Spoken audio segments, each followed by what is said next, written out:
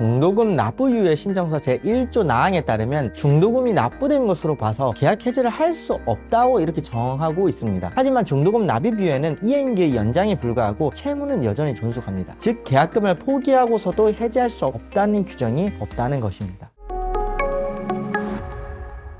안녕하세요. 건평법률사무소 김건우 변호사입니다. 저는 재개발, 재건축, 그리고 부동산을 전문으로 하고 있으며 해당 분야가 대한변호사협회 전문 분야 등록되어 있습니다.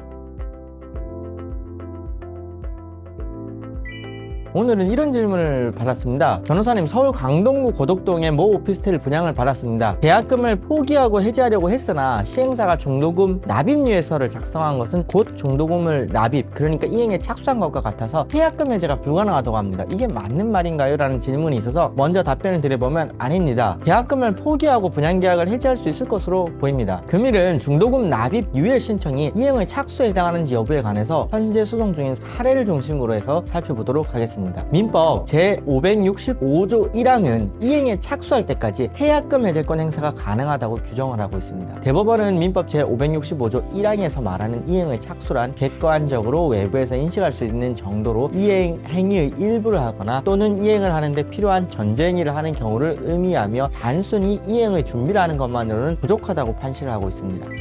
이 사건은 중도금 납부유예 신청이 있었는데 그 중도금 납부유예 신청서의 내용을 살펴보면 이렇습니다. 중도금 납부유예는 중도금 지급 의무의 이행기를 연기하는 것입니다. 이는 입주 지정기간 종료일까지 중도금의 납부유예를 신청한다는 문구에서 명확히 드러납니다. 즉 유예는 채무의 이행이 아니라 이행기의 연장을 의미합니다. 그럼에도 불구하고 중도금 납부유예 신청서 제1조 나항에 따르면 중도금이 납부된 것으로 봐서 계약 해지를 할 수 없다고 이렇게 정하고 있습니다. 중도금 지급, 이행의 착수와의 본질적 차이가 뭘까요? 그러니까 중도금을 나중에 납부 유예를 하겠다는 신청서를 작성한 것과 중도금을 지급하는 것의 본질적 차이에 대해서 살펴보면 급부의 실행 여부에서 차이가 납니다. 중도금을 실제로 지급한 경우는 금전 채무의 실제 이행입니다. 채무가 소멸한다는 뜻이죠. 하지만 중도금 납입 유예는 이행기의 연장에 불과하고 채무는 여전히 존속합니다. 다음으로 경제적 실질적인 측면에서 살펴보면 중도금 지급은 사업 시행자에게 실제 자금이 유입되어 사업 자금으로 활용이 가능하지만 중도금 납부유예는 사업 시행자에게 아무런 자금 유입이 없습니다. 단지 이행기의 연장일 뿐인 거죠. 중도금 납부유예가 이행의 착수가 아닌 이유에 대해서 살펴보면 객관적 인식 가능성의 결여가 있습니다. 외부적 이행행위의 부존재죠. 중도금 납부유예 신청은 금전의 지급이라는 실제 이행행위가 전혀 없어요. 단지 서면상의 약정 변경에 불과합니다. 객관적으로 외부에서 인식할 수 있는 이행행위의 일부라고 볼 수 있습니다. 판례의 태도에 대해서 살펴보면 대법원은 매도인이 매수인에 대해서 매매 계약의 이행을 최고하고 매매의 잔대금의 지급을 구하는 소송을 제기한 것만으로는 이행에 착수하였다고 볼 수 없다라고 판시를 하고 있습니다. 이행 최고나 소송 제기조차 이행의 착수로 인정되지 않는데 단순한 납부유예 신청이 이행의 착수로 인정될 수는 없겠지요. 다음으로는 중도금 납부유예 신청은 장래 중도금을 납부하기 위한 시간적 여유를 확보하는 것, 실제 중도금 납부하는 이행 행위와는 본질적으로 다른 성질의 것, 이행의 준비 단계에도 미치지 못하는 단순한 이행기의 연장 합의에 불과합니다. 그러면 이런 질문이 있을 수 있어요. 중도금 납부유예 신청서 제1조 나항은 중도금이 납부된 것으로 봐서 시행사의 동의 없이 본인 사정으로 인해서 스스로 공급계약을 해지할 수 없음을 확인한다고 정하고 있습니다. 이는 민법 제565조 배제 약정이 아닌가요? 라는 질문을 하실 수도 있는데 그렇게 보기는 곤란합니다. 중도금 납부유예 신청서 제1조 나항은 민법 제565조의 해약금 해제권과는 별개입니다. 해약금 해제권은 법정의 해제권으로서 당사자의 약정으로 제한하려면 명확한 합의가 필요합니다. 하지만 위 조항은 시행사의 동의 없이 본인 사정으로 인하여 스스로 해제할 수 없다는 것으로 임의 해제를 제한하는 취지에 불과합니다. 이 사건 분양계약 및 중도금 납부유예 신청서 어디에도 민법 제565조의 해약금 해제권을 배제한다는 명시적인 규정이 없어요. 즉 계약금을 포기하고서도 해제할 수 없다는 규정이 없다는 것입니다. 정리를 해보겠습니다. 수분양자의 중도금 납부유예 신청만으로는 민법 제565조 1항의 이행 착수로 볼 수 없고 수분양자는 계약금을 포기하고 이 사건 분양계약을 적법하게 해제할 수 있습니다.